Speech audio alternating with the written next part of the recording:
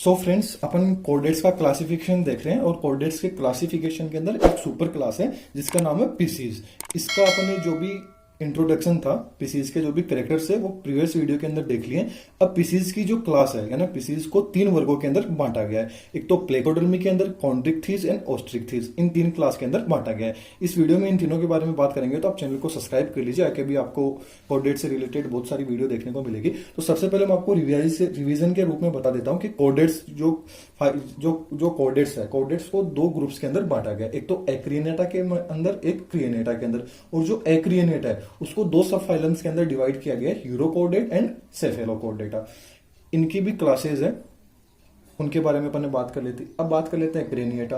क्रियनेटा को है वो एक सब फाइलम के अंदर बांटा गया, वर्टिब्रेटा के अंदर। और वर्टिब्रेटा का दो डिवीजन के अंदर बांटा गया, एग्नेथा एंड नेथोस्टोमेटा। और अग्नेथा का भी जो वर्ग है, क्लास है, वो अपन ने देख ली। और नेथोस्टोमेटा का दो सुपर क्लास के अंदर बांटा गया है। कौन कौन सी? एक तो पीसीज के अंदर और एक टेट्रापोड यानी चतुष्पादी के अंदर। तो आज अपन इससे पहले अपन ने पीसीज के बारे में देख ली थी, इसका कैरेक्टर्स देख लिए थे पीसीज के। अब पीसीज की जो क्लास है, पीसीज की भी तीन क्लास है, प्लेकोडर्मी, कॉन्ड्रिक्थिस, ओस्ट्रिक्थिस। अब तक जो जो मैंने टॉपिक बताए वो सबके सब अपन ने देख चुके हैं। उन सबकी लिंक आपको नीचे डिस्क्रिप्शन में ऊपर आई बटन में मिल जाएगी, वहां से आप देख के आइए, ताकि ये जो क्लास है पीसीज की, वो क्लास है पीसीज, इसके आपको अच्छे से समझ में आ सके। तो अपन बात कर लेते हैं प्लेकोडर्मी।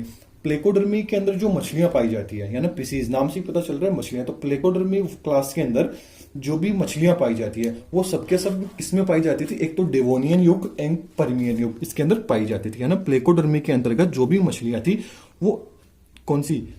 पर्मियन एंड डेवोनियन,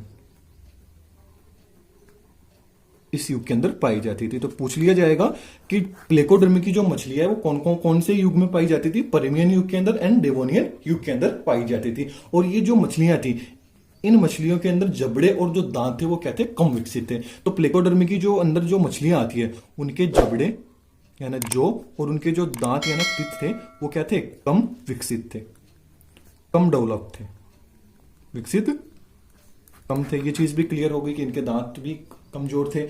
अब क्या है कि इससे ये जो कोर्डेट्स के नोट्स हैं ये आपको मैं प्रोवाइड कराऊंगा, तो आप चैनल को सब्सक्राइब कर लीजिए। जैसे ही अपनी कोर्डेट्स की सीरीज पूरी हो जाती है वैसे ही आपको मैं नोट्स की लिंक दे दूंगा, तो आप वहां से डाउनलोड कर पाओगे नोट्स को। जबड़े और दांत क्या होते हैं? इनमें कम विकसित होते हैं। और इनके जो पंख पाए जाते थे, इन मछलियों के अंदर जो पंख पाए जाते थे, उन पंखों पे यानी उन फिन्स के ऊपर, पंखों के ऊपर क्या थे? बड़े बड़े कांटे प्रेजेंट थे।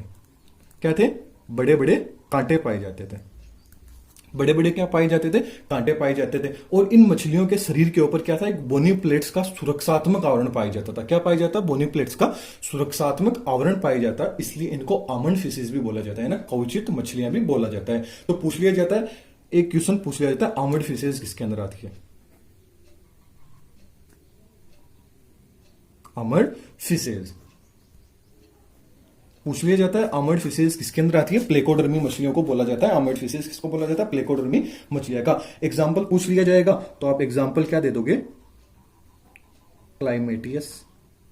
क्या दे दोगे? क्लाइमेटियस दे दोगे। लेकिन अफसोस की बात है, प्लेकोडर्मी के अंदर जो भी मछलियां आती है वो सबकी सब क्या हो चुकी है?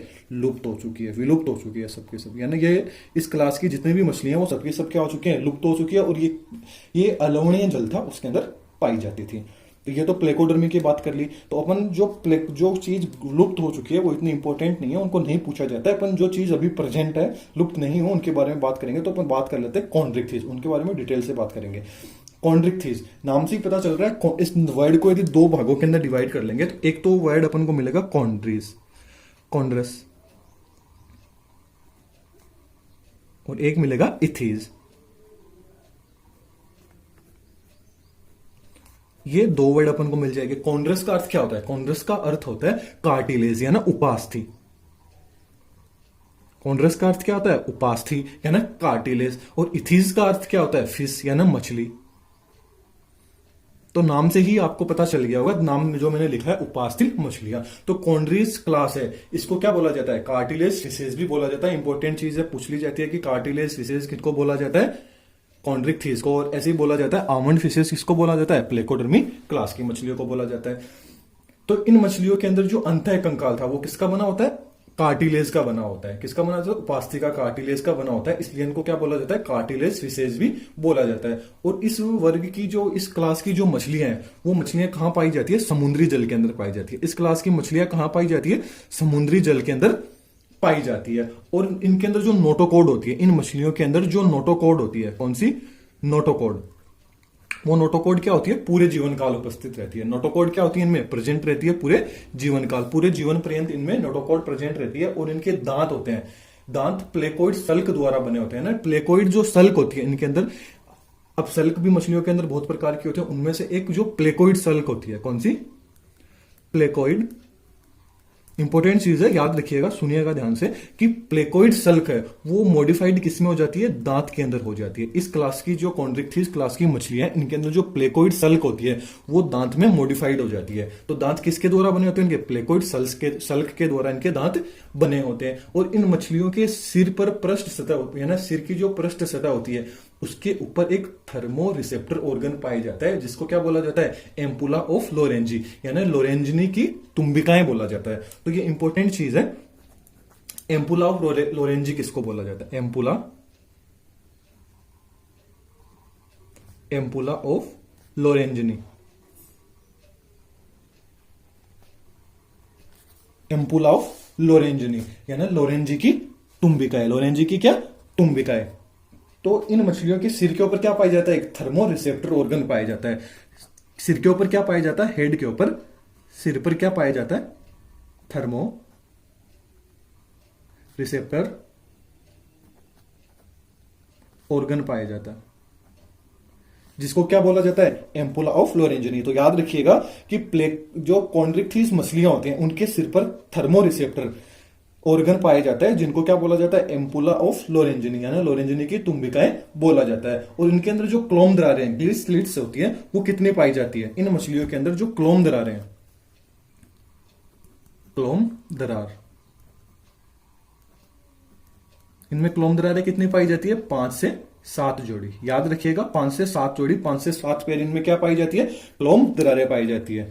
तो ये तो बात कॉन्ड्रिक्थिस के अंदर क्या देख रहे हैं? क्लोम दरारें कितनी पाई जाती है? 5 से 7 पाई जाती है। और इनके जो फेफड़े होते हैं, फेफड़े, इनमें जो फेफड़े होंगे, फेफड़े और जो एयर ब्लेडर होते हैं वो क्या होते हैं? अब्सेंट। फेफड़े क्या होते हैं? इनमें लंग्स क्या होते हैं?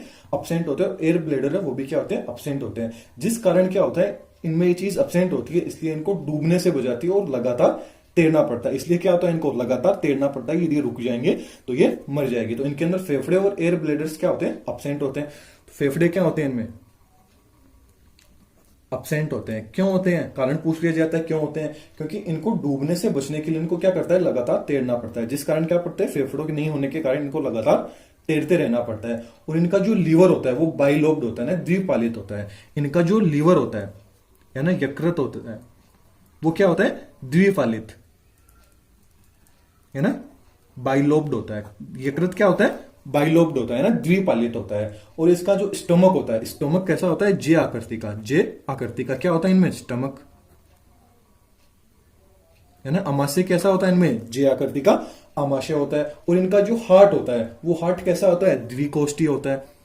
इनका हृदय द्विकोष्ठीय होता है, बाइलोब्ड होता है। कैसा होता है? द्विकोष्ठीय होता है ना, एक कालिंद होता है और एक निलय प्रेजेंट होता है। और इनके जबड़े होते हैं वो बहुत ही ज्यादा पावरफुल होते हैं, यानी इनके अंदर जो जबड़े प्रेजेंट होते हैं, इन मछलियों के जबड़े क्या होते हैं? बहुत ही शक्तिशाली होते हैं। जबड़े क्या होते हैं? शक्तिशाली होते हैं, है ना, पावरफुल होते हैं। इनमें जबड़े क्या होते हैं? पावरफुल होते हैं। और क्या होता है? ये एक लिंगी होते हैं। ये मछलियां क्या होती हैं? एक लिंगी होती है, मतलब इनमें नर व मादा अलग अलग पाए जाते हैं, है ना। एक लिंगी होती है सबके सब। क्या होती है? एक लिंगी। इस क्लास की सभी मछलियां क्या होती है? एक लिंगी होती है। और इनमें अंडजरायुज और अंडायुज होती है ना, विविपेरियस एंड ओविविपेरियस होती है। अब इनका एग्जांपल ले लेते हैं कि इस क्लास के अंदर कौन कौन सी मछली आ जाती है। तो इनके आ जाती है एक तो स्कोलियोड्रोन, जिसको अपन क्या बोलते हैं? कुत्ता मछली। कुत्ता मछली, स्कोलियोड्रोन, एक तो कुत्ता मछली हो गई। एक आ गया चूहा मछली, जिसको क्या बोला जाता है? काईमेरा।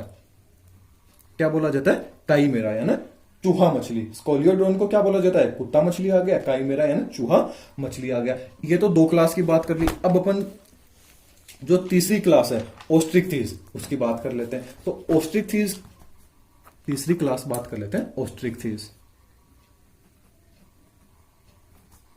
ओस्ट्रिकथीज class number 3। तो ओस्ट्रिकथीज क्लास की जो मछलियां होती है, इस वर्ग की जो मछलियां होती है, वो कहां पाई जाती है? अलवणीय और लवणीय जल के अंदर पाई जाती है। कौन कौन से जल में पाई जाती है? अलवणीय और लवणीय जल में, अलवणीय एंड लवणीय जल के अंदर पाई जाती है। और इनका जो अंतः कंकाल होता है वो अस्थियों का बना होता है। तो इनके अंदर जो अंतः कंकाल होगा वो किसके द्वारा बना होगा? अस्थियों के द्वारा, बोन्स के द्वारा बना होगा, अस्थियों द्वारा बना होता है। और इनका जो बाह्य कंकाल होता है वो शल्कों के द्वारा बना होता है। अंतः कंकाल की बात कर ली, और इनका जो बाह्य कंकाल होता है वो सल्क के द्वारा बना होता है। किसके द्वारा बना होता है? सल्क के द्वारा। तो पूछ लिया जाता है कि जो कॉन्ड्रिक्थीज जो मछलियां होती है, क्लास है, इसकी जो मछलियां होती है उनमें अंतः कंकाल किसका बना होता है? बोन्स का बना होता है। और बाह्य कंकाल किनका बना होता है? सल्क का बना होता है। और इनके अंदर 4 जोड़ी क्लोम दरारें पाई जाती है। क्लोम दरारें कितनी पाई जाती है? जो गिल स्लिट्स है, क्लोम दरारें, वो कितनी जोड़ी पाई जाती है? इनमें 4 जोड़ी पाई जाती है। और उनमें 5 से 7 जोड़ी पाई जाती थी। किनके अंदर? इनकी बात कर ली थी कॉन्ड्रिक्थीज, इनमें 5 से 7 जोड़ी पाई जाती थी। और ओस्ट्रिकथीज इनके अंदर क्लोम दरारें 4 जोड़ी पाई जाती है। जो किसके द्वारा ढकी रहती है? ओपरकुलम के द्वारा। याद रखिएगा, जो किसके द्वारा ढकी रहती है? ओपरकुलम के द्वारा रखी रहती है। और इनका जो यकृत है ना, जो लीवर है, वो लीवर क्या होता है? इनका त्रिपालित होता है। कैसा होता है? त्रिपालित होता है। और इनमें जो निषेचन होता है, फर्टिलाइजेशन होता है, निषेचन, वो किस प्रकार का होता है? बाह्य प्रकार का होता है ना, एक्सटर्नल होता है, बाह्य प्रकार का होता है। और इनका जो हृदय होता है, हार्ट होता है इन मछलियों का, वो कैसा होता है? द्विकोष्ठीय होता है, द्विकोष्ठीय होता है। और ये क्या होती है? सबकी सब असमतापी होती है, कोल्ड ब्लडेड होती है, असमतापी होती है। सबकी सब क्या होती है? असमतापी, कोल्ड ब्लडेड होती है। और ये भी क्या होती है? सबके सब एक लिंगी होती है। ओस्ट्रिकथीज क्लास की जो मछलियां होती है वो क्या होती है? एक लिंगी होती है। और इनमें जो परिवर्धन होता है वो परिवर्धन किस प्रकार का पाया जाता है? प्रत्यक्ष परिवर्धन, डायरेक्ट परिवर्धन पाया जाता है। अब पूछ लिया जाता है, इनके एग्जाम्पल पूछ लिया जाता है कि ओस्ट्रिकथीज के एग्जाम्पल आ जाता है हिप्पोकैम्पस, हिप्पोकैम्पस एंड लेबियो। तो ये तो अपन ने बात कर ली किसकी? सुपर क्लास स्पीसीज की जो 3 क्लास है, प्लेकोडर्मी, कॉन्ड्रिक्थीज एंड ओस्ट्रिकथीज। अब अगली वीडियो में सुपर क्लास जो सेकंड है, टेट्रापोडा, उसकी बात करेंगे। तो आप चैनल को सब्सक्राइब कर लीजिए ताकि आपको नोटिफिकेशन मिल सके। ये वीडियो पसंद आई है तो लाइक, शेयर, कमेंट, सब्सक्राइब जरूर कीजिएगा। Thank you friends, next video में